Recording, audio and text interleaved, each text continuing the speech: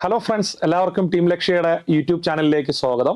ഉടൻ നടക്കാൻ പോകുന്ന CPO, ഫയർമാൻ, അസിസ്റ്റന്റ് സെയിൽസ്മാൻ പരീക്ഷകൾക്ക് വേണ്ടി ലക്ഷ്യയുടെ യൂട്യൂബ് ചാനൽ നൽകുന്ന ഒരു ഫ്രീ റിവിഷൻ സീരീസ് ആണ് എക്സാം എക്സ്പ്രസ്.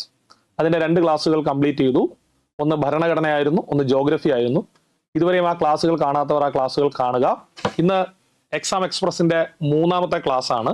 ഇന്ന് നമ്മൾ ഡിസ്കസ് ചെയ്യുന്നത് കേരളം ഭരണവും ഭരണ സംവിധാനങ്ങളും എന്ന മേഖലയിൽ വളരെ റീസെന്റ് ആയിട്ട് +2 നിലവാരമുള്ള ചോദ്യ പേപ്പറുകളിൽ ചോദിച്ച ചോദ്യങ്ങളും അതിന്റെ ഡീറ്റെയിൽഡ് ആയിട്ടുള്ള എക്സ്പ്ലനേഷനുമാണ്. വരാൻ പോകുന്ന പരീക്ഷകൾക്ക് ഇതിൽ നിന്ന് ചോദ്യം നമുക്ക് പ്രതീക്ഷിക്കാവുന്നതാണ്. കാരണം വളരെ പ്രധാനപ്പെട്ട ചില ചോദ്യങ്ങളാണ് ഈ സെഷനിലേക്ക് ഇന്ന് തെരഞ്ഞെടുത്തിരിക്കുന്നത്. ഓക്കെ, നമുക്ക് 1ാമത്തെ ചോദ്യത്തിലോട്ട് പോവാം. ഇക്കഴിഞ്ഞ സിവിൽ എക്സൈസ് ഓഫീസർ മെയ് 17-നായിരുന്നു എക്സാം. ആ പരീക്ഷയിൽ മഹാത്മാഗാന്ധി ദേശീയ തൊഴിലുറപ്പ് പദ്ധതിയുമായി ബന്ധപ്പെട്ട് ഒരു ചോദ്യം വന്നിരുന്നു. പ്രസ്താവനകളായിരുന്നു. ആ തൊഴിലുറപ്പ് പദ്ധതിയുടെ പ്രത്യേകതകൾ അടിസ്ഥാനമാക്കിയാണ് ചോദ്യം വന്നത്. നമുക്ക് ആ ഓപ്ഷനിലേക്ക് പോകുന്നതിന് മുമ്പ് തന്നെ മഹാത്മാഗാന്ധി തൊഴിലുറപ്പ് പദ്ധതിയുമായി ബന്ധപ്പെട്ട് നമ്മൾ അറിഞ്ഞിരിക്കേണ്ട ഏറ്റവും പ്രധാനപ്പെട്ട ബേസിക് ആയിട്ടുള്ള പ്രസ്താവനകളൊന്ന് ഡിസ്കസ് ചെയ്യാം. എന്നിട്ട് നമുക്ക് ചോദ്യത്തിലേക്ക് കടക്കാം. നോക്കൂ, മഹാത്മാഗാന്ധി തൊഴിലുറപ്പ് പദ്ധതിയുടെ 1ാമത്തെ പ്രത്യേകത നിയമത്തിന്റെ പിൻബലമുള്ള അവകാശ അധിഷ്ഠിത പദ്ധതിയാണ്. അപ്പോൾ നമ്മൾ പഠിക്കുന്നത് എന്താണ്? മഹാത്മാഗാന്ധി ഗ്രാമീണ തൊഴിലുറപ്പ് പദ്ധതിയെ കുറിച്ചാണ്. അതിൽ 1ാമത്തെ പോയിന്റ് ഇതാണ്, നിയമത്തിന്റെ പിൻബലമുള്ള അവകാശ അധിഷ്ഠിത പദ്ധതി എന്നാണ്. അപ്പൊ നമുക്ക് ഈ വായിക്കുമ്പോൾ നമുക്കൊരു ഡൗട്ട് വരും, ഇത് എന്താണ് ഉദ്ദേശിക്കുന്നത്? നിങ്ങൾ യാതൊരുവിധ ടെൻഷനും അടിക്കേണ്ട കാര്യമില്ല. 2005-ൽ പാസാക്കിയ തൊഴിലുറപ്പ് നിയമമില്ലേ, ദേശീയ തൊഴിലുറപ്പ് നിയമം, ആ നിയമത്തിന്റെ അടിസ്ഥാനത്തിലാണല്ലോ ഈ പദ്ധതി വന്നത്. അത് ആ ഒരു കാര്യമാണ് ഇവിടെ സ്പെസിഫൈ ചെയ്തിരിക്കുന്നത്, നിയമത്തിന്റെ പിൻബലമുള്ള അവകാശ അധിഷ്ഠിത പദ്ധതി. 2, ഗ്രാമപഞ്ചായത്ത് പ്രദേശത്ത് താമസിക്കുന്ന 18 വയസ്സ് പൂർത്തിയായ ഏതൊരാൾക്കും ഇതിൽ പങ്കാളിയാവാൻ കഴിയും. അപ്പോൾ ഗ്രാമപ്രദേശത്തായിരിക്കണം നമ്മൾ താമസിക്കേണ്ടത്, 18 വയസ്സ് പൂർത്തിയായിരിക്കണം. ഈ ഫാക്ടുകളൊക്കെ കൃത്യമായിട്ട് ഓർത്താൽ മതിയേ. പ്രവർത്തനവും ആസൂത്രണവും പദ്ധതിയുടെ നടത്തിപ്പും ഗ്രാമപഞ്ചായത്തിൽ നിക്ഷിപ്തമാണ്. അപ്പൊ ഒരു പ്രധാനപ്പെട്ട ചോദ്യം വരും, മഹാത്മാഗാന്ധി ദേശീയ ഗ്രാമീണ തൊഴിലുറപ്പ് പദ്ധതിയുടെ നടത്തിപ്പ് ആരിൽ നിക്ഷിപ്തമാണ്? അതിന്റെ പ്രവർത്തനമായാലും അതിന്റെ ആസൂത്രണമായാലും അത് ഗ്രാമപഞ്ചായത്തിൽ നിക്ഷിപ്തമാണ്. നമുക്കറിയാലോ, മഹാത്മാഗാന്ധി തൊഴിലുറപ്പ് പദ്ധതിയിൽ രജിസ്ട്രേഷൻ ഓഫീസറുണ്ട്. നമ്മൾ രജിസ്റ്റർ ചെയ്യണമല്ലോ ഈ തൊഴിലിന് വേണ്ടി. അത് രജിസ്ട്രേഷൻ ഓഫീസർ ആരെന്ന് ചോദിച്ചാൽ അത് പഞ്ചായത്ത് സെക്രട്ടറിയാണ്. രജിസ്ട്രേഷൻ ഓഫീസർ ആരാണ്? പഞ്ചായത്ത് സെക്രട്ടറി. 5 കിലോമീറ്ററിനുള്ളിൽ ജോലി ലഭിക്കും. അല്ലാത്ത പക്ഷം 10% അധികം കൂലിയായി നൽകണം. ശ്രദ്ധിച്ചോളാം, അത് ചിലപ്പോൾ പരീക്ഷയ്ക്ക് ചോദിക്കും. നമുക്ക് ജോലി ലഭിക്കേണ്ടത് നമ്മൾ താമസിക്കുന്ന പ്രദേശത്തിന്റെ 5 കിലോമീറ്റർ പരിധിയിലാണ്. ഇനി 5 കിലോമീറ്ററിൽ അധികം വരികയാണെങ്കിൽ 10% അധിക കൂലി നൽകണം എന്ന് മഹാത്മാഗാന്ധി തൊഴിലുറപ്പ് പദ്ധതിയിൽ നിഷ്കർഷിക്കുന്നുണ്ട്. പദ്ധതിയുടെ സോഷ്യൽ ഓഡിറ്റ് നടത്തുന്നത് ഗ്രാമസഭയാണ്. അപ്പോൾ മഹാത്മാഗാന്ധി തൊഴിലുറപ്പ് പദ്ധതിയുടെ സോഷ്യൽ ഓഡിറ്റ് നടത്തുന്നത് ഗ്രാമസഭയാണ്. സ്ത്രീക്കും പുരുഷനും തുല്യ വേതനം നൽകണം എന്ന് ഈ നിയമത്തിൽ പറയുന്നുണ്ട്. സ്ത്രീക്കും പുരുഷനും തുല്യ വേതനം, സ്ത്രീകൾക്ക് മുൻഗണന നൽകണം. 1/3 ഭാഗം സ്ത്രീകളായിരിക്കണം. തൊഴിൽ നമ്മൾ അനുവദിക്കുമ്പോൾ മൊത്തം തൊഴിലിന്റെ 1/3 ഭാഗം സ്ത്രീകൾക്ക് അനുവദിക്കണം. കരാറുകാരോ ഇടനിലക്കാരോ മഹാത്മാഗാന്ധി തൊഴിലുറപ്പ് പദ്ധതിയിൽ പാടില്ല. ബാങ്ക്, പോസ്റ്റ് ഓഫീസ് ഇവ വഴി മാത്രമേ വേതനം നൽകാവൂ. പണിസ്ഥലത്ത് കുടിവെള്ളം, പ്രാഥമിക ശുശ്രൂഷ എന്നിവയ്ക്കുള്ള അവകാശം വേണം. പ്രവൃത്തി സ്ഥലത്ത് വെച്ചുണ്ടാകുന്ന അപകടങ്ങൾക്ക് സൗജന്യ ചികിത്സാ സൗകര്യം ഉണ്ടായിരിക്കും. അതുപോലെ പരിസ്ഥിതി സംരക്ഷണം, കാർഷിക മേഖലയിലെ അടിസ്ഥാന സൗകര്യ വികസനം എന്നിവയ്ക്ക് മുൻഗണനയുണ്ട്. അപ്പോൾ മഹാത്മാഗാന്ധി തൊഴിലുറപ്പ് പദ്ധതിയിൽ മുൻഗണന ഉള്ളത് 1 പരിസ്ഥിതി സംരക്ഷണം, 2 കാർഷിക മേഖലയിലെ അടിസ്ഥാന സൗകര്യ വികസനം. തൊഴിലാളികൾ തന്നെ പ്രവർത്തികൾ കണ്ടെത്തുകയും അതിനുള്ള ആസൂത്രണത്തെ സഹായിക്കുകയും ചെയ്യുന്നു. മഹാത്മാഗാന്ധി തൊഴിലുറപ്പ് പദ്ധതിയിൽ പങ്കാളികളാവുന്ന തൊഴിലാളികൾക്ക് തന്നെ അവരുടെ തൊഴിൽ കണ്ടെത്താവുന്നതാണ്, ഇതിന്റെ ആസൂത്രണത്തിൽ പങ്കാളികളാകാവുന്നതുമാണ്. അടുത്ത വളരെ പ്രധാനപ്പെട്ട കാര്യം, ഇതിന്റെ വേതന സാധന അനുപാതം. അതായത് മഹാത്മാഗാന്ധി തൊഴിലുറപ്പ് പദ്ധതിയിൽ വേതനവും അതുപോലെ തന്നെ അതുമായി ബന്ധപ്പെട്ട സാധനങ്ങളും ഉണ്ട്. അതിന് നമ്മൾ ചെലവാക്കേണ്ട അനുപാതം എന്ന് പറയുന്നത് 60:40 ആണ് കേട്ടോ. ഡിസ്ട്രിക്ട് ലെവലിൽ 60:40. കമ്പ്യൂട്ടർ ശൃംഖല വഴിയുള്ള മോണിറ്ററിംഗ് സംവിധാനം മഹാത്മാഗാന്ധി തൊഴിലുറപ്പ് പദ്ധതിയിൽ ഉറപ്പാക്കിയിട്ടുണ്ട്. ഇത്രയുമാണ് മഹാത്മാഗാന്ധി തൊഴിലുറപ്പ് പദ്ധതിയുമായി ബന്ധപ്പെട്ടുള്ള പ്രധാനപ്പെട്ട സവിശേഷതകൾ. ഒന്നുകൂടി ശ്രദ്ധിച്ചിരുന്നേ, കൃത്യമായിട്ട് ഈ ചോദ്യം ഉണ്ടാവും. മഹാത്മാഗാന്ധി ഗ്രാമീണ തൊഴിലുറപ്പ് പദ്ധതി ഒരു നിയമത്തിന്റെ പിൻബലമുള്ള അവകാശ അധിഷ്ഠിത പദ്ധതിയാണ്. പിന്നെ 18 വയസ്സ് പൂർത്തിയാവണം, ഗ്രാമപഞ്ചായത്ത് പ്രദേശത്ത് താമസിക്കണം. ഇതിന്റെ പ്രവർത്തനവും ആസൂത്രണവും നടത്തിപ്പും ഗ്രാമപഞ്ചായത്തിൽ നിക്ഷിപ്തമാണ്. രജിസ്ട്രേഷൻ ഓഫീസർ ആര്? പഞ്ചായത്ത് സെക്രട്ടറി. 5 കിലോമീറ്ററിനുള്ളിൽ ജോലി ലഭിക്കും. അല്ലാത്ത പക്ഷം 10% അധികം കൂലിയായി നൽകണം. പദ്ധതിയുടെ സോഷ്യൽ ഓഡിറ്റ് നടത്തുന്നത് ഗ്രാമസഭയാണ്. സ്ത്രീക്കും പുരുഷനും തുല്യ വേതനം കൊടുക്കണം. സ്ത്രീകൾക്ക് മുൻഗണന 1/3 സ്ത്രീകളായിരിക്കണം. കരാറുകാർ പാടില്ല, ഇടനിലക്കാർ പാടില്ല. ബാങ്ക് വഴിയോ പോസ്റ്റ് ഓഫീസ് വഴിയോ ആയിരിക്കണം വേതനം വിതരണം ചെയ്യേണ്ടത്. പണിസ്ഥലത്ത് കുടിവെള്ളം, പ്രാഥമിക ശുശ്രൂഷ എന്നിവയ്ക്കുള്ള അവകാശം ഉണ്ടാവണം. പ്രവൃത്തി സ്ഥലത്ത് വച്ചുണ്ടാവുന്ന അപകടങ്ങൾക്ക് സൗജന്യ ചികിത്സാ സൗകര്യം ഉണ്ടാവും. പരിസ്ഥിതി സംരക്ഷണം, കാർഷിക മേഖലയിൽ അടിസ്ഥാന സൗകര്യം എന്നിവയ്ക്ക് മുൻഗണന.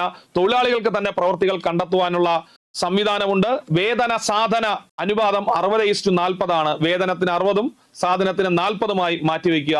കമ്പ്യൂട്ടർ ശൃംഖല വഴിയുള്ള മോണിറ്ററിംഗ് സംവിധാനം ഇതിന്റെ ഒരു പ്രത്യേകതയാണ്.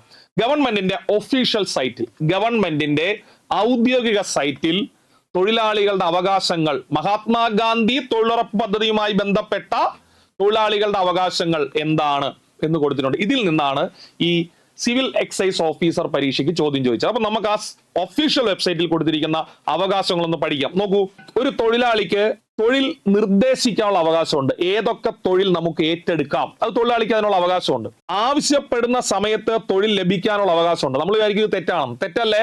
ആവശ്യപ്പെടുന്ന സമയത്ത് തൊഴിൽ ലഭിക്കാനുള്ള അവകാശമുണ്ട്. 100 ദിവസത്തിൽ കുറയാതെ തൊഴിൽ ലഭിക്കാനുള്ള അവകാശം. ആ 3 കാര്യങ്ങളെ: പ്രവർത്തികൾ നിർദ്ദേശിക്കാനുള്ള അവകാശം, ആവശ്യപ്പെടുന്ന സമയത്ത് തന്നെ തൊഴിൽ ലഭിക്കാനുള്ള അവകാശം, 100 ദിവസത്തിൽ കുറയാതെ തൊഴിൽ ലഭിക്കാനുള്ള അവകാശം. ഇനി നോക്കൂ, ഇതാണ് സിവിൽ എക്സൈസ് ഓഫീസറുടെ ചോദ്യം. ഡയറക്റ്റ് ഒഫീഷ്യൽ സൈറ്റിൽ നിന്നുള്ളത്. തൊഴിൽ ആവശ്യപ്പെട്ട് 15 ദിവസത്തിനുള്ളിൽ തൊഴിൽ ലഭിക്കാനുള്ള അവകാശം. അപ്പോൾ പരീക്ഷയ്ക്ക് ചോദിക്കും, തൊഴിൽ ആവശ്യപ്പെട്ട് എത്ര ദിവസത്തിനുള്ളിലാണ് മഹാത്മാഗാന്ധി തൊഴിലുറപ്പ് പദ്ധതി പ്രകാരം നമുക്ക് ലഭിക്കേണ്ടത്? 15 ദിവസം. 15 ദിവസത്തിനുള്ളിൽ തൊഴിൽ ലഭിച്ചില്ലെങ്കിൽ നോക്കൂ, തൊഴിലില്ലായ്മ വേതനം ലഭിക്കണം. 15 ദിവസത്തിനുള്ളിൽ തൊഴിൽ ലഭിച്ചില്ലെങ്കിൽ തൊഴിലില്ലായ്മ വേതനം ലഭിക്കണം. ആദ്യത്തെ 1 മാസം വേതന നിരക്കിന്റെ 4/1, 2-ാം മാസം മുതൽ 2/1 നമുക്ക് തൊഴിലില്ലായ്മ വേതനം. 15 ദിവസത്തിനുള്ളിൽ വേതനം ലഭിക്കാനുള്ള അവകാശമുണ്ട്. യഥാസമയം വേതനം ലഭിച്ചില്ലെങ്കിൽ നഷ്ടപരിഹാരം കിട്ടാനുള്ള അവകാശമുണ്ട്. പണിസ്ഥലത്ത് കുടിവെള്ളം, തണൽ, പ്രാഥമിക ശുശ്രൂഷ എന്നിവയ്ക്കുള്ള അവകാശമുണ്ട്. പ്രവൃത്തി സ്ഥലത്ത് വെച്ചുണ്ടാകുന്ന അപകടങ്ങൾക്ക് സൗജന്യ ചികിത്സാ സൗകര്യം. ആശുപത്രിയിൽ കിടന്ന് ചികിത്സ വേണ്ടി വരുമ്പോൾ പകുതി വേതനം. പ്രവൃത്തി തീരുന്ന ദിവസം വരെ. നമുക്ക് അപകടം പറ്റുന്നു, നമ്മൾ ആശുപത്രിയിലാകുന്നു, എന്നാൽ പ്രവൃത്തി ദിവസം തീരുന്നത് വരെ നമുക്ക് പകുതി വേതനം ലഭിക്കും. അതുപോലെ അപകട മരണങ്ങൾക്ക് ഒരു സഹായമായി 25,000 രൂപ ഗവൺമെന്റ് അനുവദിക്കുന്നുണ്ട്. അപകട മരണങ്ങളുടെ എക്സ്ഗ്രേഷ്യ എമൗണ്ട് എന്ന് പറയുന്നത് 25,000 രൂപയാണ്. 5 വയസ്സിൽ താഴെയുള്ള 5 കുട്ടികളെങ്കിലും തൊഴിലാളികളോടൊപ്പം ജോലി സ്ഥലത്ത് വരികയാണെങ്കിൽ, 5 വയസ്സിൽ താഴെയുള്ള 5 കുട്ടികളെങ്കിലും തൊഴിലാളികളോടൊപ്പം ജോലി സ്ഥലത്ത് വരികയാണെങ്കിൽ അവരെ ശുശ്രൂഷിക്കാൻ ആയയുടെ സേവനം വേണം. തൊഴിലാളികളോടൊപ്പം വരുന്ന കുട്ടികൾക്ക് പ്രവൃത്തി സ്ഥലത്ത് വെച്ചുണ്ടാകുന്ന അപകടത്തെ തുടർന്ന് മരണം സംഭവിച്ചാൽ അവർക്കും ഗവൺമെന്റിന്റെ ധനസഹായം ലഭിക്കും. 25,000 രൂപയാണ് ധനസഹായം. അപ്പോൾ അപകട മരണങ്ങൾ എപ്പോഴും ഓർത്തോളണം, 25,000 രൂപ. പ്രവൃത്തി സ്ഥലവും താമസ സ്ഥലവും തമ്മിൽ 5 കിലോമീറ്റർ അധികമാണെങ്കിൽ 10% കൂടി അധിക വേതനം നൽകണം. അതും നമ്മൾ നേരത്തെ പറഞ്ഞേ, 5 കിലോമീറ്റർ കൂടുതലാണെങ്കിൽ 10% അധികം തുക നൽകണം. പദ്ധതിയുമായി ബന്ധപ്പെട്ട രേഖകൾ ആവശ്യപ്പെട്ടാൽ 7 ദിവസത്തിനുള്ളിൽ വിവരങ്ങൾ ലഭിക്കാനുള്ള അവകാശമുണ്ട്. അപ്പോ മഹാത്മാഗാന്ധി തൊഴിലുറപ്പ് പദ്ധതി നിങ്ങൾ ഒരുവിധം പഠിച്ചിട്ടുണ്ടാവും. ഞാൻ ഇപ്പോ ഈ സെഷനിൽ പഠിപ്പിച്ചത് ഗവൺമെന്റിന്റെ ഔദ്യോഗിക വെബ്സൈറ്റിൽ മഹാത്മാഗാന്ധി തൊഴിലുറപ്പ് പദ്ധതിയുടെ സവിശേഷതകളും തൊഴിലാളിക്ക് ലഭിക്കേണ്ട അവകാശങ്ങളും കൊടുത്തിട്ടുണ്ട്. അതിലെ അവകാശങ്ങൾ ഞാൻ ഒരു തവണ കൂടി പറഞ്ഞുതരാം. പ്രവർത്തികൾ നിർദ്ദേശിക്കാനുള്ള അവകാശമുണ്ട്. ആവശ്യപ്പെടുന്ന സമയത്ത് തന്നെ തൊഴിൽ ലഭിക്കാനുള്ള അവകാശമുണ്ട്. 100 ദിവസത്തെ തൊഴിൽ ലഭിക്കാനുള്ള അവകാശമുണ്ട്. 15 ദിവസത്തിനുള്ളിൽ തൊഴിൽ ലഭിക്കേണ്ട അവകാശമുണ്ട്. അല്ലെങ്കിൽ തൊഴിലില്ലായ്മ വേതനത്തിനുള്ള അവകാശമുണ്ട്. 15 ദിവസത്തിനുള്ളിൽ വേതനം ലഭിക്കാനുള്ള അവകാശമുണ്ട്. യഥാസമയം വേതനം ലഭിച്ചില്ലെങ്കിൽ നഷ്ടപരിഹാരം കിട്ടാനുള്ള അവകാശമുണ്ട്. പണിസ്ഥലത്ത് കുടിവെള്ളം, തണല്, പ്രഥമ ശുശ്രൂഷയ്ക്കുള്ള അവകാശമുണ്ട്. അപകടങ്ങൾക്ക് സൗജന്യ ചികിത്സയുണ്ട്. അപകട മരണം സംഭവിച്ചാൽ 25,000 ധനസഹായമുണ്ട്. പിന്നെ ആശുപത്രിയിൽ നമ്മൾ അഡ്മിറ്റ് ആയാൽ പ്രവൃത്തി ദിവസം തീരുന്നവരെ പകുതി വരുമാനം നമുക്ക് ലഭിക്കും. 5 വയസ്സിന് താഴെയുള്ള 5 കുട്ടികൾ വരെ ഉണ്ടെങ്കിൽ ആയയുടെ സേവനം നമുക്ക് ലഭിക്കും. തൊഴിലാളികളോടൊപ്പം വരുന്ന കുട്ടികൾക്ക് അപകടം സംഭവിച്ചാലും 25,000 രൂപ ധനസഹായം ലഭിക്കും. പ്രവൃത്തി സ്ഥലവും താമസ സ്ഥലവും 5 കിലോമീറ്ററിൽ കൂടുതലാണെങ്കിൽ 10% തുക അധികം വേതനം ലഭിക്കും. പദ്ധതിയുമായി ബന്ധപ്പെട്ടുള്ള രേഖകൾ ആവശ്യപ്പെട്ടാൽ എത്ര ദിവസം? 7 ദിവസത്തിനുള്ളിൽ വിവരങ്ങൾ ലഭിക്കാനുള്ള അവകാശമുണ്ട്. ഇത് കൃത്യമായി പഠിച്ചിട്ട് ഇനി വരുന്ന പരീക്ഷകളിൽ ഇതിൽ നിന്ന് ചോദ്യം ഉണ്ടാവും. ഓക്കെ, അപ്പോൾ നമുക്ക് ഇന്ന് ആദ്യം ഡിസ്കസ് ചെയ്ത ചോദ്യത്തിന്റെ ഉത്തരത്തിലേക്ക് പോവാം. മഹാത്മാഗാന്ധി തൊഴിലുറപ്പ് പദ്ധതിയുമായി ബന്ധപ്പെട്ട് ശരിയായ പ്രസ്താവന ഏതെല്ലാം എന്നാണ് ചോദ്യം. നോക്കൂ, സ്ത്രീക്കും പുരുഷനും തുല്യ വേതനം നൽകണം, നമ്മൾ പഠിച്ചു, ശരി. 15 ദിവസത്തിനകം, ഇമ്പോർട്ടന്റ് ആണ്, തൊഴിൽ നൽകാത്ത പക്ഷം തൊഴിൽ രഹിത വേതനം നൽകണം, നമ്മൾ പഠിച്ചു, ശരിയാണ്. തൊഴിൽ ചെയ്യാൻ സന്നദ്ധരായാൽ അപേക്ഷിച്ച് 15 ദിവസത്തിനകം തദ്ദേശീയ ജോലികൾ നൽകണം, 15 ദിവസത്തിനകം, ശരിയാണ്. അങ്ങനെയാണെങ്കിൽ 1ഉം 2ഉം 3ഉം ശരിയാണ്. ഓക്കെ, ഇനി നമുക്ക് അടുത്ത ചോദ്യത്തിലോട്ട് പോവാം. കേരള ദുരന്ത നിവാരണ അതോറിറ്റിയുമായി ബന്ധപ്പെട്ട തെറ്റായ പ്രസ്താവനകൾ ഏത് എന്നാണ് ചോദ്യം. തെറ്റായ പ്രസ്താവനകൾ നമുക്ക് അതിലേക്ക് വരാം. അതിനു മുമ്പ് ദുരന്ത നിവാരണ അതോറിറ്റിയെ കുറിച്ച് നമ്മൾ പഠിക്കേണ്ട പ്രധാനപ്പെട്ട വസ്തുതകൾ ശ്രദ്ധിച്ചു കേൾക്കണേ. ഈ പറയുന്ന പോയിന്റുകൾ ശ്രദ്ധിച്ചു കേൾക്കണേ.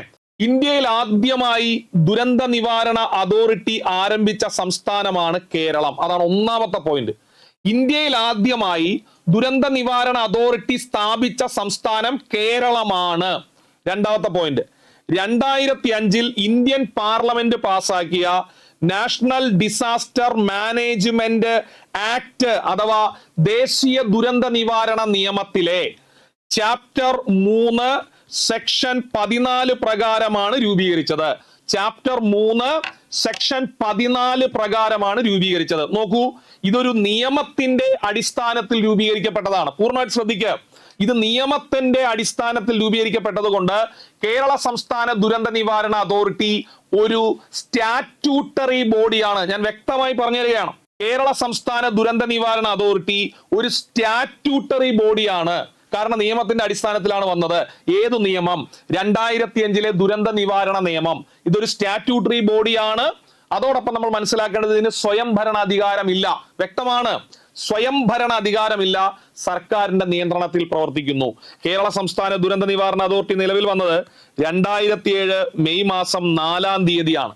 2007 മെയ് 4-നാണ് കേരള സംസ്ഥാന ദുരന്ത നിവാരണ അതോറിറ്റി നിലവിൽ വന്നത്. ദുരന്ത നിവാരണ അതോറിറ്റിയുടെ ആസ്ഥാനം തിരുവനന്തപുരമാണ്. തിരുവനന്തപുരത്ത് ഒബ്സർവേറ്ററി ഹിൽസ് എന്ന സ്ഥലത്താണ് ദുരന്ത നിവാരണ അതോറിറ്റി സ്ഥാപിതമായിരിക്കുന്നത്. ദുരന്ത നിവാരണ അതോറിറ്റിയുടെ ആപ്തവാക്യം സുരക്ഷിതമായ ഒരു സംസ്ഥാനത്തിലേക്ക് എന്നാണ്. സുരക്ഷിതമായ ഒരു സംസ്ഥാനത്തിലേക്ക്, ടുവേർഡ്സ് എ സേഫർ സ്റ്റേറ്റ് എന്നുള്ളതാണ് ആപ്തവാക്യം. കേരള സംസ്ഥാനത്ത് ദുരന്ത നിവാരണ ചട്ടങ്ങൾ നിലവിൽ വന്ന വർഷം ചോദിക്കും. 2007 ദുരന്ത നിവാരണ ചട്ടങ്ങൾ നിലവിൽ വന്നത് 2007-ലാണ്. ഓക്കെ, അപ്പൊ നമുക്ക് ഇപ്പൊ പഠിച്ച കാര്യങ്ങൾ റിവിഷൻ ചെയ്യാം. കേരള സംസ്ഥാന ദുരന്ത നിവാരണ അതോറിറ്റി നോക്കൂ, ദുരന്ത നിവാരണ അതോറിറ്റി ആരംഭിച്ച ആദ്യത്തെ ഇന്ത്യൻ സംസ്ഥാനം കേരളം. കേരളത്തിലെ ദുരന്ത നിവാരണ ലഘൂകരണ പ്രവർത്തനങ്ങൾ ഏകോപിപ്പിക്കുന്നതിന്റെ ചുമതല വഹിക്കുന്ന കേരള സംസ്ഥാന ദുരന്ത നിവാരണ അതോറിറ്റി ആണ്. നെക്സ്റ്റ്, 2005 ദേശീയ ദുരന്ത നിവാരണ നിയമപ്രകാരം നോക്കൂ, ഇമ്പോർട്ടന്റ്, ശ്രദ്ധിക്ക്, ചാപ്റ്റർ 3 സെക്ഷൻ 14 അനുസരിച്ച് രൂപീകരിക്കുന്നു. സംസ്ഥാന സർക്കാരിന്റെ നിയന്ത്രണത്തിൽ പ്രവർത്തിക്കുന്ന സ്വയം ഭരണ അധികാരമില്ലാത്ത അതോറിറ്റിയായാണ് ഇത് രൂപീകരിക്കുന്നത്. അപ്പം ഞാൻ പറയുന്ന പോയിന്റ്, ഈ 4 പോയിന്റ് ശ്രദ്ധിക്ക്.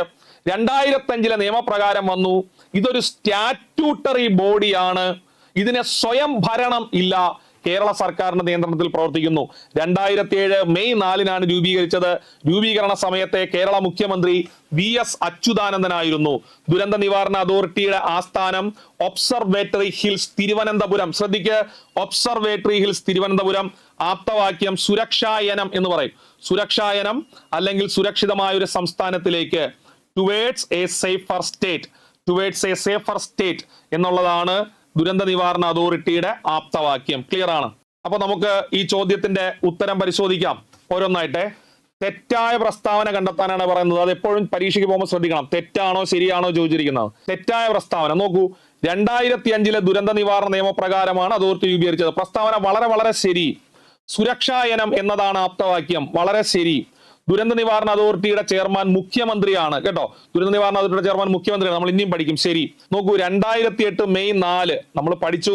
2007 മെയ് 4-നാണ് രൂപീകരിച്ചത്. 2008. അപ്പം 4-മത്തെ പ്രസ്താവന മാത്രം തെറ്റ്. പഠിച്ചിട്ട് പോണേ, ഇനിയും ചോദിക്കും. നെക്സ്റ്റ് ചോദ്യം, കേരള സംസ്ഥാന ദുരന്ത നിവാരണ അതോറിറ്റിയുടെ വൈസ് ചെയർമാൻ ആരാണ്? Vice chairman. അപ്പൊ നമ്മൾ ഇനി പഠിക്കേണ്ടത് കേരള സംസ്ഥാന ദുരന്ത നിവാരണ അതോറിറ്റിയിലെ അംഗങ്ങളെ കുറിച്ചാണ്. ഒരു മാർക്ക് ഉറപ്പാണേ, ശ്രദ്ധിച്ച് കേൾക്ക്. ഞാൻ ഈ പറയുന്ന കഥ അല്ലെങ്കിൽ ആ പറയുന്ന രീതി, ഞാൻ പറയുന്ന ഈ ഫാക്ടുകൾ അതൊന്ന് കണക്ട് ചെയ്ത് നിങ്ങളെ മെമ്മറി വെച്ചിരുന്നാൽ ഒരിക്കലും നിങ്ങൾക്ക് തെറ്റേയില്ല. ഞാൻ പറയുന്നത് ശ്രദ്ധിച്ച് കേൾക്ക്. ദുരന്തം നടക്കുമ്പോഴാണല്ലോ നമുക്ക് ദുരന്ത നിവാരണ അതോറിറ്റിയുടെ പ്രാധാന്യം മനസ്സിലാവുന്നത്. ഇനി നമ്മളതൊന്ന് ശ്രദ്ധിച്ചേ. ഒരു ദുരന്തം നടക്കുമ്പോൾ ദുരന്ത സ്ഥലത്ത് എല്ലാ വകുപ്പുകളുടെയും പ്രവർത്തനവും ഏകോപനവും ആവശ്യമാണ്. ശ്രദ്ധിച്ച് ഈ പറയുന്ന കഥ അതുപോലെ പഠിക്കുക. എല്ലാ വകുപ്പുകളും ഇടപെടണ്ടേ. അങ്ങനെ എല്ലാ വകുപ്പുകളും അനുസരണയോടുകൂടി ഏകോപനം നടത്തണമെങ്കിൽ അവിടെ പ്രധാനമായും അതിന്റെ നിയന്ത്രണം ഏറ്റെടുക്കേണ്ടത് CM-ഉം ചീഫ് സെക്രട്ടറിയാണ്. അപ്പൊ ആദ്യത്തെ 2 പേര് മുഖ്യമന്ത്രിയും ചീഫ് സെക്രട്ടറിയും. ആദ്യത്തെ 2 പേര് മുഖ്യമന്ത്രിയും ചീഫ് സെക്രട്ടറിയും.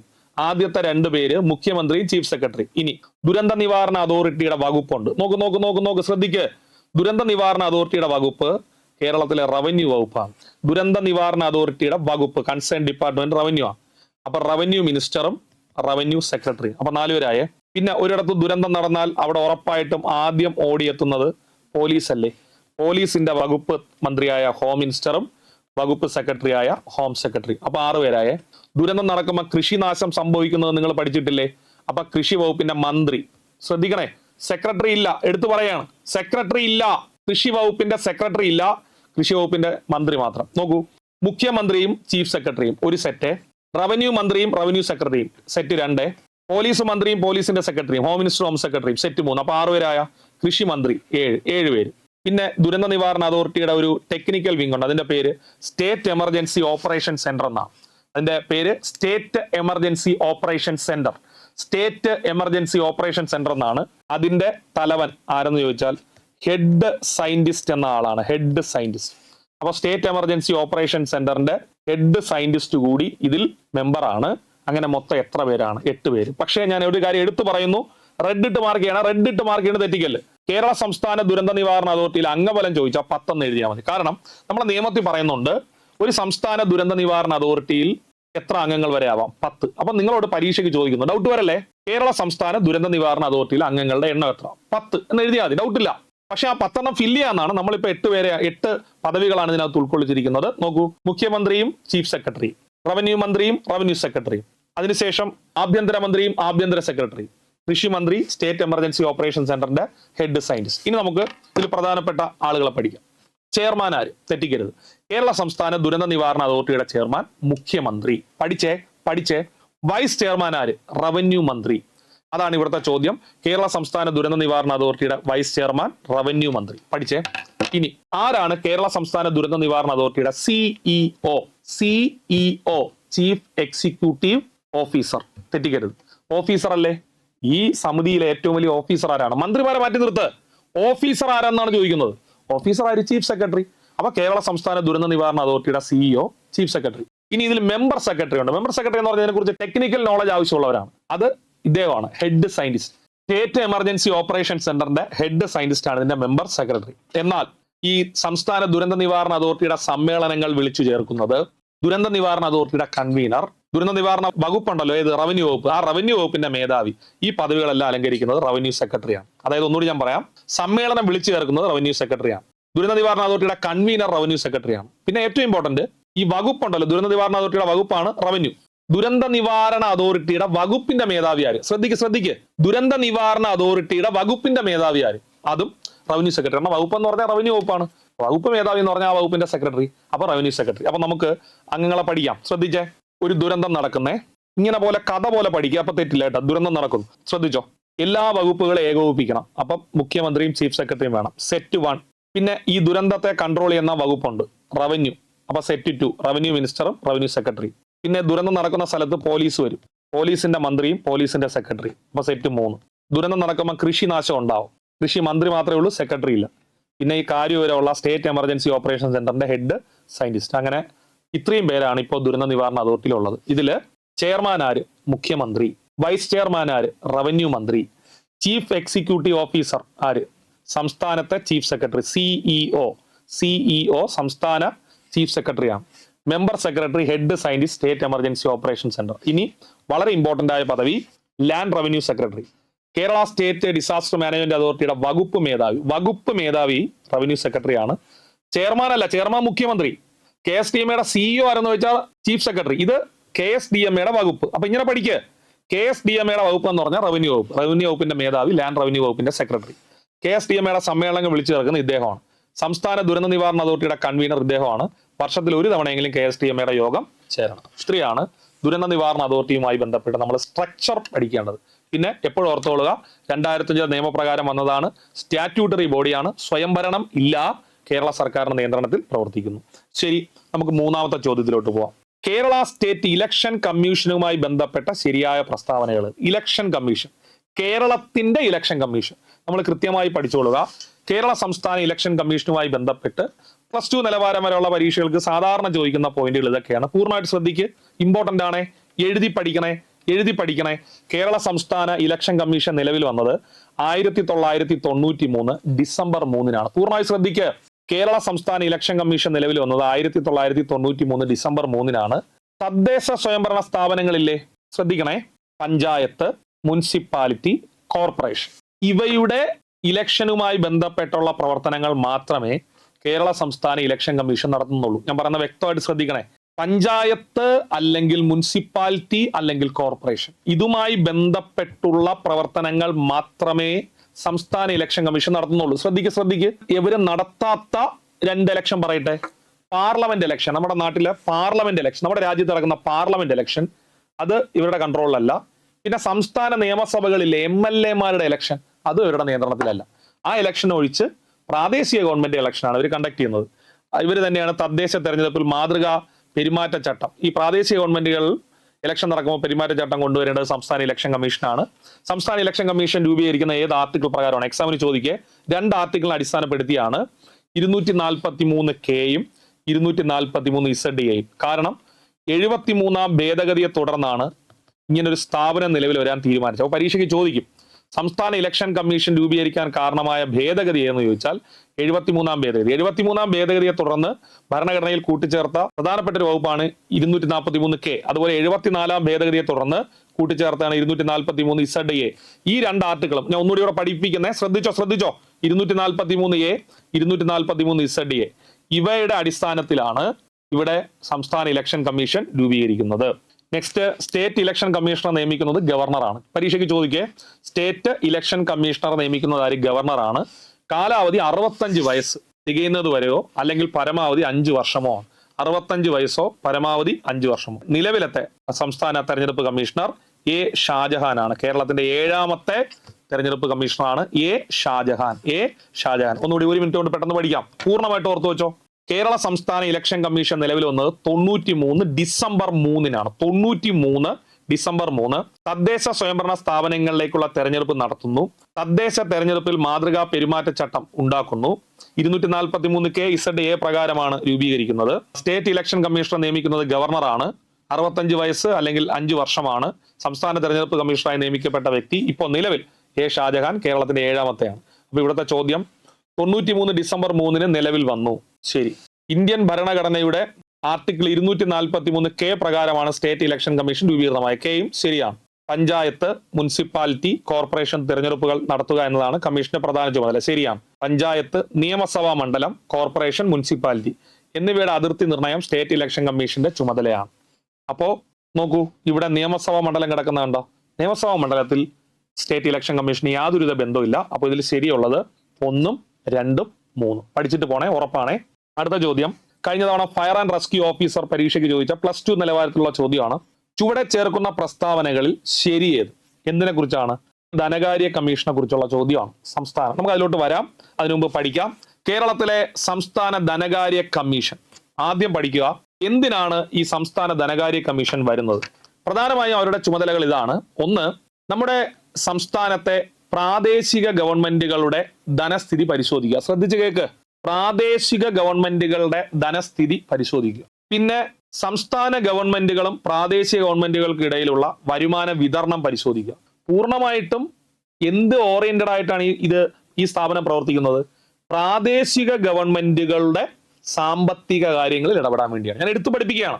പ്രാദേശിക ഗവൺമെന്റുകളുടെ സാമ്പത്തിക കാര്യങ്ങൾ ഇടപെടാനുള്ള സംസ്ഥാനതല കമ്മീഷനാണ് സംസ്ഥാന ധനകാര്യ കമ്മീഷൻ. നോക്കൂ, പഞ്ചായത്തുകളുടെയും നഗര തദ്ദേശ സ്ഥാപനങ്ങളുടെയും, നഗര തദ്ദേശ സ്ഥാപനം, അതാണ് മൊത്തത്തിൽ പ്രാദേശിക ഗവൺമെന്റുകൾ എന്ന് പറയും. മൊത്തത്തിൽ തദ്ദേശ സ്വയംഭരണ സ്ഥാപനങ്ങൾ എന്ന് പറയും. സാമ്പത്തിക സ്ഥിതി പഠിക്കാനും സംസ്ഥാനത്തിന്റെ സാമ്പത്തിക കാര്യങ്ങൾ ഗവർണർക്ക് ശുപാർശകൾ നൽകാനുമായി നിലകൊള്ളുന്ന സ്ഥാപനമാണ് സംസ്ഥാന ധനകാര്യ കമ്മീഷൻ. 2 ആർട്ടിക്കിളാണ് ഇതുമായി ബന്ധപ്പെട്ടിരിക്കുന്നത്. നമ്മൾ ഇലക്ഷൻ കമ്മീഷൻ പഠിച്ചേടെ, ശ്രദ്ധിക്കട്ടെ. ഇലക്ഷൻ കമ്മീഷൻ 243K-യും 243Z-A-യുമാണ്. എന്നാൽ സംസ്ഥാന ധനകാര്യ കമ്മീഷൻ രൂപീകരിക്കുന്ന 243I, 243Y ഈ 2 വകുപ്പുകളെ അടിസ്ഥാനപ്പെടുത്തിയാണ്. കേരള സംസ്ഥാന ധനകാര്യ കമ്മീഷന്റെ രൂപീകരണത്തിന് കാരണമായ നിയമങ്ങൾ ഭരണഘടനയിലെ ആർട്ടിക്കിളുകൾ 243I-യും Y-യും ആണ്. കേരളത്തിന്റെ നിയമങ്ങൾ കേരള പഞ്ചായത്ത് രാജ് നിയമം 94 സെക്ഷൻ 186 പ്രകാരവും കേരള മുനിസിപ്പാലിറ്റി നിയമം 94 സെക്ഷൻ 205 പ്രകാരമാണ് കേരള സംസ്ഥാന ധനകാര്യ കമ്മീഷൻ രൂപീകരിച്ചത്. അപ്പൊ ധനകാര്യ കമ്മീഷനുമായി ബന്ധപ്പെട്ട ഭരണഘടനയിലെ അനുച്ഛേദം ചോദിച്ചാൽ 243 ഐയും 243 വൈയും.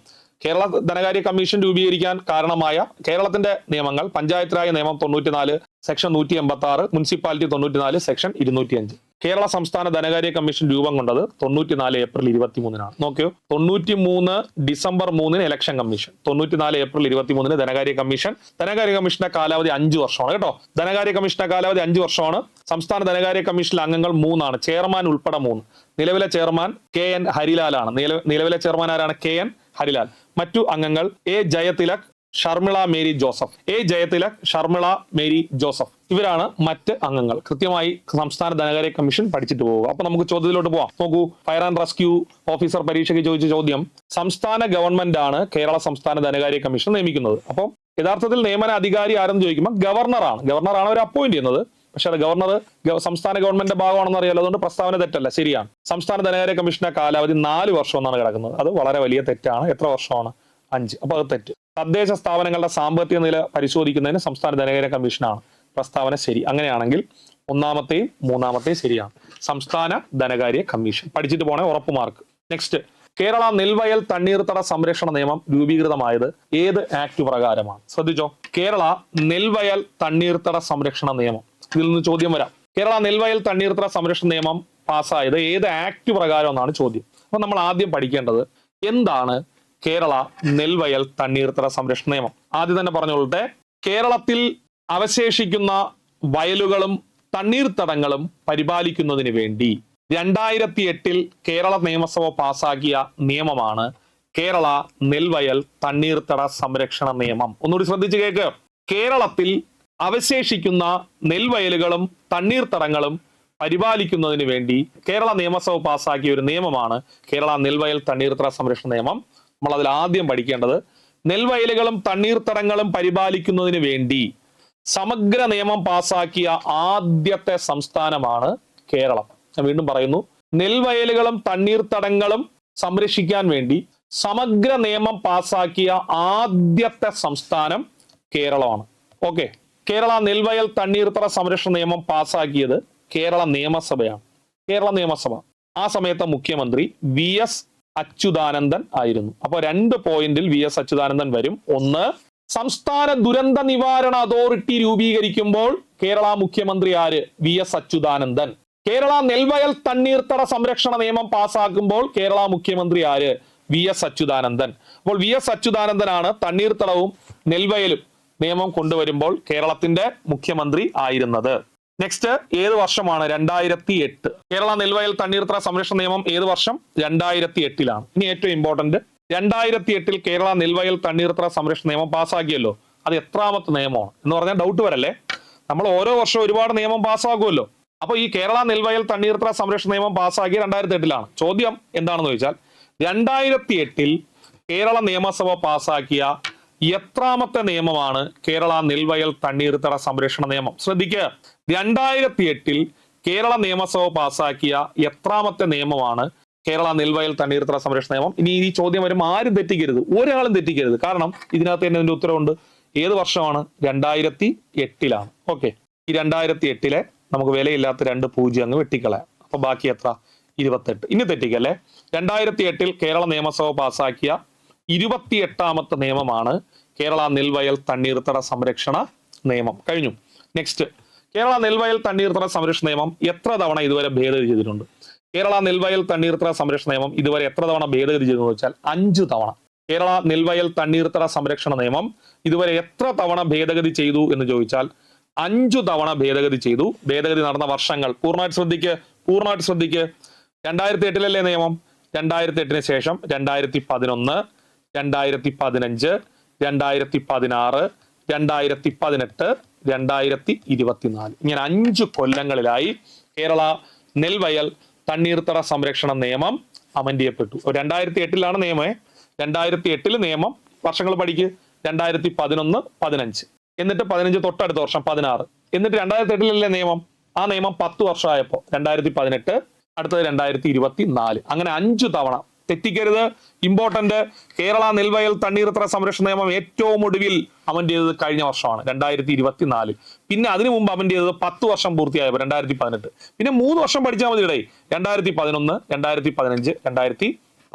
ഇനി അടുത്തത് കേരള നെൽവയൽ തണ്ണീർത്തട സംരക്ഷണ ചട്ടങ്ങൾ നിലവിൽ വന്ന തീയതി. അപ്പൊ നമ്മൾ കൃത്യമായിട്ട് പഠിക്കുക. കേരള നെൽവയൽ തണ്ണീർത്തട സംരക്ഷണ നിയമം നിലവിൽ വന്നത്. ഓക്കെ, നമ്മൾ ഇത്രയും നേരം ഇത് പറഞ്ഞല്ലോ. ഇനി നമ്മൾ ഈ നിയമം പാസ്സായത് നിലവിൽ വന്ന ഡേറ്റ് നോക്കാം. ശ്രദ്ധിച്ചേക്ക, ഇല്ലെങ്കിൽ തെറ്റുവേ. കേരള നെൽവയൽ തണ്ണീർത്തട സംരക്ഷണ നിയമം ഏത് വർഷമാണ്? 2008. നമുക്ക് ആദ്യം പാസ്സായ തീയതി പഠിക്കാം. പാസ്സായ തീയതി തെറ്റിക്കരുതേ. നോക്കൂ, എന്ത് എളുപ്പമാണെന്ന് നോക്കൂ. 2008 നിങ്ങൾക്ക് അറിയാമല്ലോ. അതിൽ 8 എടുത്ത്, 8 എന്ന് പറഞ്ഞാൽ ഏത് മാസം? ഓഗസ്റ്റ്. ഡേറ്റ് മാത്രം പഠിച്ചാൽ മതി. ഓഗസ്റ്റ് 11. ക്ലിയർ ആണേ? ഇത് പാസ്സായി. ഇത് നിലവിൽ വന്നത് തൊട്ടടുത്ത ദിവസം ഓഗസ്റ്റ് 12. അപ്പൊ കേരള നെൽവയൽ തണ്ണീർത്തട സംരക്ഷണ നിയമം പാസ്സായത് 2008 ഓഗസ്റ്റ് 11. ശ്രദ്ധിക്കുക, ഇമ്പോർട്ടന്റ് മാർക്ക്. കേരള നെൽവയൽ തണ്ണീർത്തട സംരക്ഷണ നിയമം പാസ്സായത് 2008 ഓഗസ്റ്റ് 11. നിലവിൽ വന്നത് 2008 ഓഗസ്റ്റ് 12. ഇത് നിയമമാണ്. കേരള നെൽവയൽ തണ്ണീർത്തട സംരക്ഷണ ചട്ടം നിലവിൽ വന്നത് 2008 ഡിസംബർ 24. ഇത് മാറിപ്പോയാൽ നിങ്ങളെ പ്രധാനപ്പെട്ട ഒരു മാർക്ക് പോകും. അതുകൊണ്ട് മാറിപ്പോരുത്. 2008 ഡിസംബർ 24 കേരള നെൽവയൽ തണ്ണീർത്തട ചട്ടങ്ങൾ വന്നത്. ഞാൻ ഒന്നുകൂടി പറയുന്നു, നിയമം പാസ്സായത് 2008 ഓഗസ്റ്റ് 11, നിയമം നിലവിൽ വന്നത് 2008 ഓഗസ്റ്റ് 12, ചട്ടം വന്നത് 2008 ഡിസംബർ 24. ഇനി ഇതിന്റെ ലക്ഷ്യങ്ങൾ എന്തൊക്കെയാണ്? കേരള നെൽവയൽ തണ്ണീർത്തട സംരക്ഷണ നിയമത്തിന്റെ ലക്ഷ്യങ്ങൾ ആ പേരിൽ നിന്ന് തന്നെ നമുക്ക് പറയാം. ആദ്യം നെൽവയൽ എന്നല്ലേ പറയുന്നത്. കേരളത്തിന്റെ കാർഷിക പുരോഗതി 1, കേരളത്തിന് ഭക്ഷ്യ സുരക്ഷ ഉറപ്പാക്കുക 2, തണ്ണീർത്തടം സംരക്ഷിക്കുന്നു. ഭൂമിയുടെ വൃക്കകൾ എന്നറിയപ്പെടുന്നതാണ്. അപ്പൊ തണ്ണീർത്തടങ്ങൾ സംരക്ഷിക്കുമ്പോൾ പരിസ്ഥിതി വികസനം ഉണ്ടാവുന്നു. പരിസ്ഥിതി സംരക്ഷണം ആണ് 3ാമത്തെ ലക്ഷ്യം. 4ാമത്തെ ലക്ഷ്യം അന്യായമായി നെൽവയലും തണ്ണീർത്തടവും നികത്തുന്നത് തടയുക. ഈ 4 ലക്ഷ്യങ്ങളാണ്. ഒന്നുകൂടി നോക്കിയോ. 4 ലക്ഷ്യങ്ങൾ ഒന്നുകൂടി നോക്കിക്കോ. 1ാമത്തെ ലക്ഷ്യം കേരളത്തിന്റെ കാർഷിക പുരോഗതി, 2 ഭക്ഷ്യ സുരക്ഷ, 3 പരിസ്ഥിതിയുടെ സുസ്ഥിര വികസനം, 4 നെൽവയലുകളും തണ്ണീർത്തടങ്ങളും അന്യായമായി നികത്തുന്നത് തടയുക. അതിൽ ഏറ്റവും പ്രധാനപ്പെട്ട സെക്ഷൻ 3 സെക്ഷൻ 3 പറയുന്നത് കേരളത്തിലെ നെൽവയലുകളും തണ്ണീർത്തടങ്ങളും അന്യായമായി നികത്തരുത്. കേരളത്തിലെ നെൽവയലുകളും തണ്ണീർത്തടങ്ങളും അന്യായമായി നികത്തരുത്. ശരി, അപ്പൊ ഇവിടുത്തെ ചോദ്യത്തിലോട്ട് വരാം. ചോദ്യം, 2008 എത്രാമത്തെ ആക്ട് ആണ് കേരള നെൽവയൽ തണ്ണീർത്തട സംരക്ഷണ നിയമം? 2008 28ാമത്തെ ആക്ട്. എത്രാമത്തെ ആക്ട്? 2008 28ാമത്തെ ആക്ട്. അപ്പൊ നമ്മൾ പഠിച്ച എല്ലാ പോയിന്റുകളും ഒരു തവണ പെട്ടെന്ന് ക്വിക്കായിട്ട് റിവിഷൻ ചെയ്യാം. സമഗ്ര നിയമം പാസ്സാക്കിയ ആദ്യ സംസ്ഥാനം കേരളമാണ്. നെൽവയലുകളും തണ്ണീർത്തടവും സംരക്ഷിക്കാൻ കേരള നിയമസഭയാണ് ഇത് പാസ്സാക്കിയത് 2008 ഓഗസ്റ്റ് 11. മുഖ്യമന്ത്രി VS അച്യുതാനന്ദൻ. വർഷം 2008 ഓഗസ്റ്റ് 11 പാസ്സായി. 8 ഓർത്താൽ അപ്പൊ ഓഗസ്റ്റ് കിട്ടും. പിന്നെ 11 പഠിച്ചാൽ 12 നിലവിൽ വന്നു. എത്രാമത്തെ നിയമം? 2ഉം 8ഉം 28. എത്ര തവണ ഭേദഗതി ചെയ്തു? 5 തവണ. ഏറ്റവും അവസാനം കഴിഞ്ഞ വർഷം 2024. അതിനു മുമ്പ് 10 വർഷമായപ്പോൾ 2018. പിന്നെ 3 വർഷം പഠിക്ക് 2011, 2015, 2016. ചട്ടങ്ങൾ നിലവിൽ വന്ന തീയതിയോ? 2008 ഡിസംബർ 24. കാർഷിക പുരോഗതി, ഭക്ഷ്യസുരക്ഷ, അതുപോലെ തന്നെ പരിസ്ഥിതി സംരക്ഷണം, നെൽവയലുകളും തണ്ണീർത്തടങ്ങളും അന്യായമായി നികത്തുന്നത് തടയുക. 3ാമത്തെ സെക്ഷനിലാണ് ഈ കാര്യം എടുത്തു പറയുന്നത്. ഓക്കെ, നമുക്കപ്പോ അടുത്ത ചോദ്യത്തിലേക്ക് കടക്കാം. 2024 തണ്ണീർത്തട ദിനത്തിന്റെ പ്രമേയം കണ്ടെത്തുക. 2024 തണ്ണീർത്തട ദിനത്തിന്റെ പ്രമേയം. അപ്പൊ നമ്മൾ കൃത്യമായി പഠിക്കുക. അന്താരാഷ്ട്ര തണ്ണീർത്തട ദിനം എന്നാണ് ഫെബ്രുവരി 2. പരീക്ഷയ്ക്ക് ചോദിക്കുക, ലോക തണ്ണീർത്തട ദിനം എന്നാണ്? ഫെബ്രുവരി 2. കാരണം 1971 ഫെബ്രുവരി 2 തണ്ണീർത്തടങ്ങളെ സംരക്ഷിക്കുന്നതിന് വേണ്ടി റംസാർ ഉടമ്പടി എന്ന ഉടമ്പടി ലോകരാജ്യങ്ങൾ ഒപ്പുവെച്ചത്. അപ്പം റംസാർ ഉടമ്പടി ഒപ്പുവെച്ച വർഷം ചിലപ്പോൾ പരീക്ഷയ്ക്ക് ചോദിക്കാം. 1971 ഫെബ്രുവരി 2. 1971 ഫെബ്രുവരി 2 റംസാർ ഉടമ്പടി ഒപ്പുവെച്ചത്. ലോക തണ്ണീർത്തട സംരക്ഷണ ദിനമായിട്ട് ആചരിക്കുന്ന ഫെബ്രുവരി 2. അപ്പൊ മിക്കവാറുമുള്ള പരീക്ഷകളിൽ ഈ തണ്ണീർത്തട ദിനത്തിന്റെ പ്രമേയം ചോദിക്കാറുണ്ട്. നമുക്ക് പ്രമേയങ്ങൾ പഠിക്കാം. നോക്കൂ, 2025 ഈ വർഷം ഇമ്പോർട്ടന്റ്, ചിലപ്പോൾ അതായിരിക്കും ചോദിക്കുന്നത്. നമ്മുടെ പൊതുഭാവിക്കായി തണ്ണീർത്തടങ്ങൾ സംരക്ഷിക്കുന്നു. Protecting wetlands for our common future. നമ്മുടെ പൊതുഭാവിക്കായി തണ്ണീർത്തടങ്ങൾ സംരക്ഷിക്കുന്നു. ഞാനിവിടെ റെഡ് ഇങ്കിട്ട് മാർക്ക് ചെയ്യുന്നു. ചിലപ്പോൾ ഇത് പരീക്ഷയ്ക്ക് ചോദിക്കേ. നമ്മുടെ പൊതുഭാവിക്കായി തണ്ണീർത്തടങ്ങൾ സംരക്ഷിക്കുന്നു എന്നുള്ളതാണ് 2025 തണ്ണീർത്തട സംരക്ഷണ നിയമത്തിന്റെ പ്രമേയം. എന്നാൽ 2024 വെറ്റ്ലാൻഡ്സ് ആൻഡ് ഹ്യൂമൻ വെൽബീയിങ്, തണ്ണീർത്തടങ്ങളും മനുഷ്യക്ഷേമവും. 2023 വെറ്റ്ലാൻഡ് റീസ്റ്റോറേഷൻ, തണ്ണീർത്തട പുനഃസ്ഥാപനം. 2022 wetland action for people and nature, മനുഷ്യർക്കും പ്രകൃതിക്കും വേണ്ടിയുള്ള തണ്ണീർത്തട പ്രവർത്തനം. 2021 വെറ്റ്ലാൻഡ് ആൻഡ് വാട്ടർ, തണ്ണീർത്തടവും ജലവും. 2021 മുതലുള്ളൊന്നും പഠിക്കേണ്ട കാര്യമില്ല. ആക്ച്വലി ഞാൻ പറഞ്ഞതേ ഉള്ളൂ അവസാനത്തെ 5 എണ്ണം. ഏറ്റവും ഇമ്പോർട്ടന്റ് 2025 2025 പറയുന്നത് നമ്മുടെ പൊതുഭാവിക്കായി തണ്ണീർത്തടങ്ങളെ സംരക്ഷിക്കുക. ഞാൻ എടുത്തു പഠിപ്പിക്കുകയാണ്. നമ്മുടെ പൊതുഭാവിക്കായി തണ്ണീർത്തടങ്ങളെ സംരക്ഷിക്കുക. Protecting wetlands for our common future. 2024 wetland and human wellbeing. Wetland and human wellbeing. Next 23 wetland restoration, പുനഃസ്ഥാപിക്കുക. 22 wetland action for people and nature. 21 wetland and water. പരീക്ഷയ്ക്ക് ചോദിക്കേ. അപ്പൊ ഇവിടുത്തെ ചോദ്യത്തിലോട്ട് പോവാം. 2024 തണ്ണീർത്തട ദിനത്തിന്റെ പ്രമേയം കണ്ടെത്തുക. നോക്കൂ, നമ്മൾ പഠിച്ചതാണ്. 2024 വെറ്റ്ലാൻഡ് ആൻഡ് ഹ്യൂമൻ വെൽബീയിങ്. അപ്പൊ ഉത്തരം തണ്ണീർത്തടവും മനുഷ്യ ക്ഷേമവും ഇതാണ്.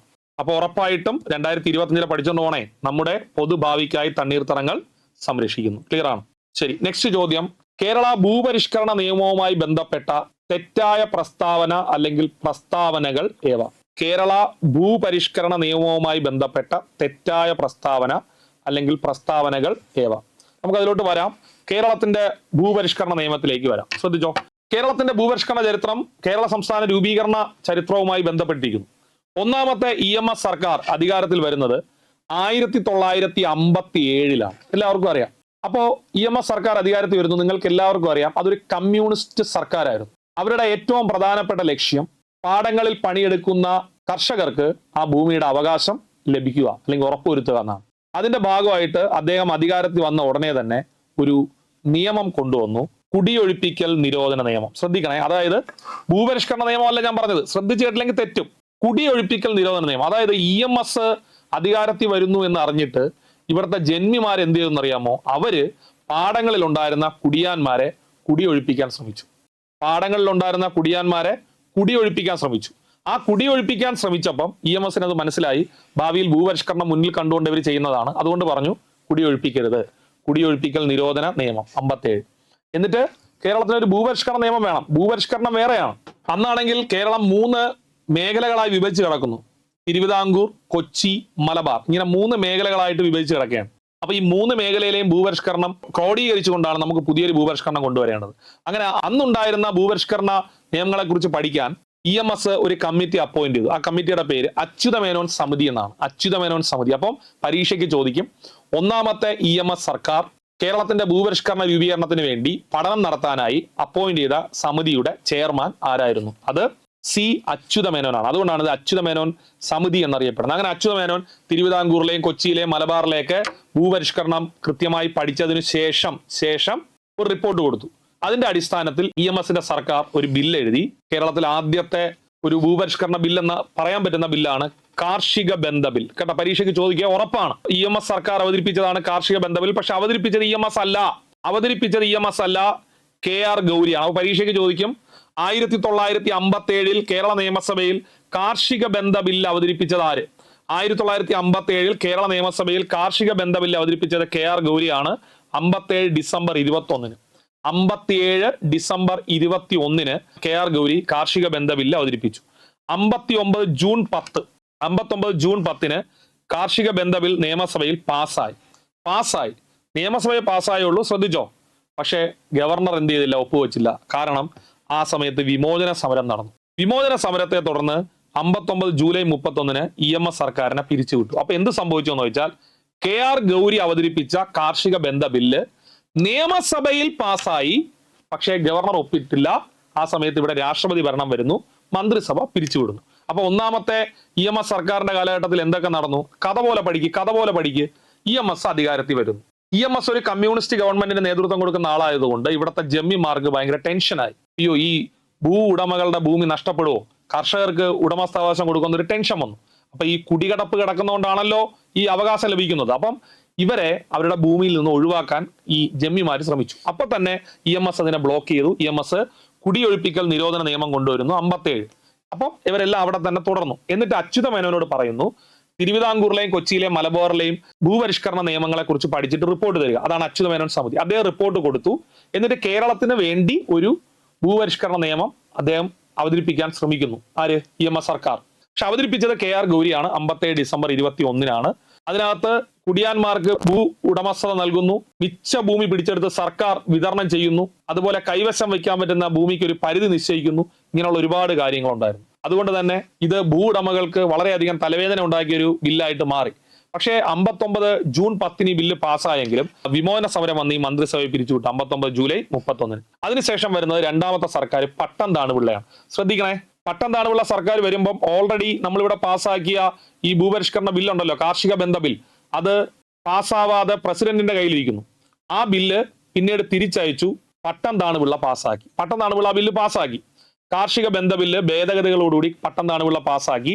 61 ഫെബ്രുവരി 15 ആ നിയമം കേരളത്തിൽ നിലവിൽ വന്നു. കാർഷിക ബന്ധ നിയമം, അതാണ് കേരളത്തിൽ പാസ്സായ ആദ്യത്തെ ഭൂപരിഷ്കരണ നിയമം, കേരള കാർഷിക ബന്ധ നിയമം.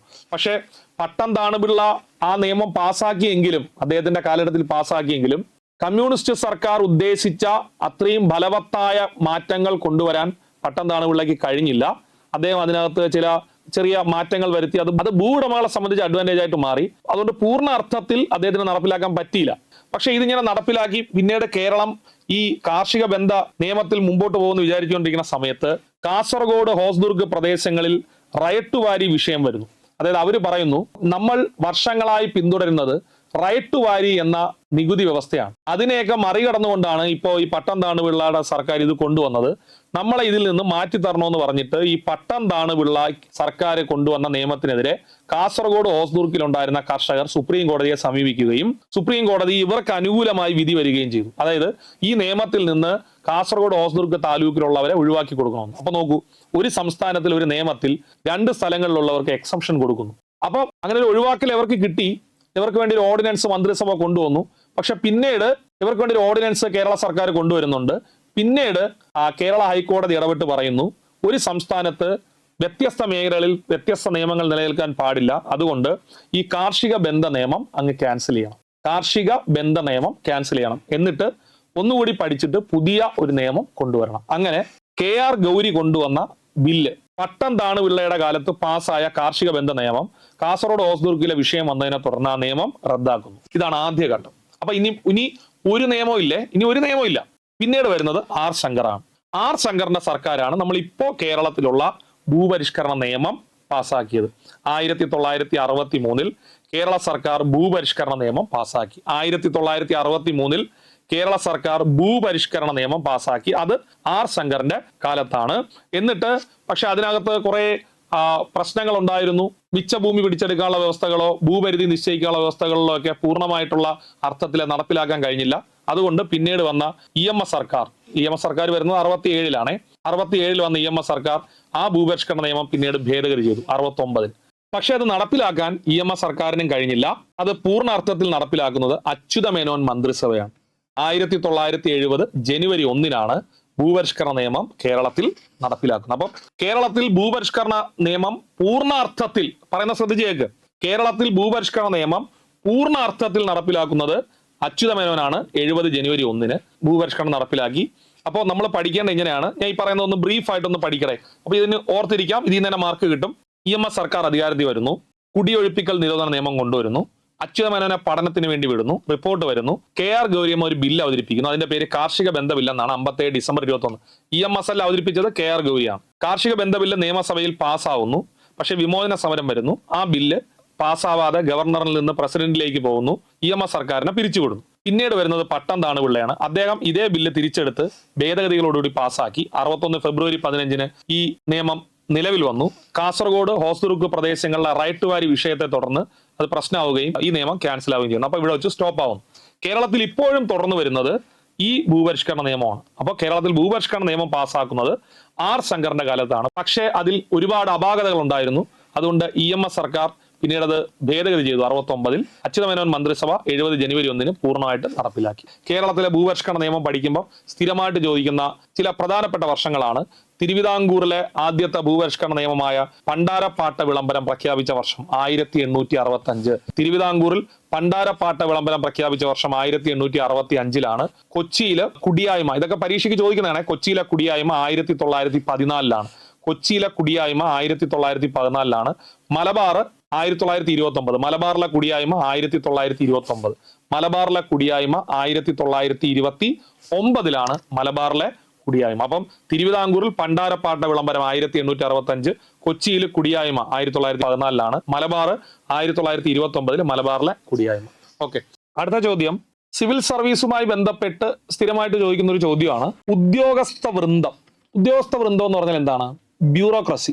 ഉദ്യോഗസ്ഥ വൃന്ദം ഒരു ഗവൺമെന്റിന്റെ ഏതു വിഭാഗത്തിൽ പെടുന്നു എന്നുള്ളതാണ് ചോദ്യം. നമുക്ക് ഇതിലേക്ക് വരാം. അതിനു മുമ്പ് ഉദ്യോഗസ്ഥ വൃന്ദവുമായി ബന്ധപ്പെട്ട ബേസിക് ആയിട്ടുള്ള കുറച്ച് കാര്യം പഠിക്കാം.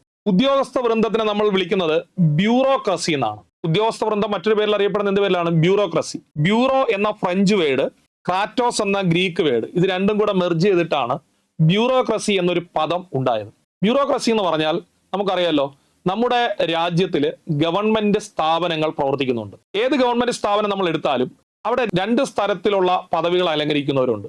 ഒന്ന്, ജനങ്ങൾ നേരിട്ട് തെരഞ്ഞെടുത്തവർ. ഇപ്പൊ നിങ്ങൾ പഞ്ചായത്ത് ഓഫീസിൽ പോയി നോക്കൂ, അവിടെ വാർഡ് മെമ്പർമാരില്ലേ, അത് നമ്മൾ തെരഞ്ഞെടുത്തവരാണ്. എന്നാൽ അവിടെ ഇരിക്കുന്ന LDC മുതൽ പഞ്ചായത്ത് സെക്രട്ടറി വരെയുള്ള ആളുകളില്ലേ, ഉദ്യോഗസ്ഥരില്ലേ, അവർ നമ്മൾ തെരഞ്ഞെടുത്തവരല്ല.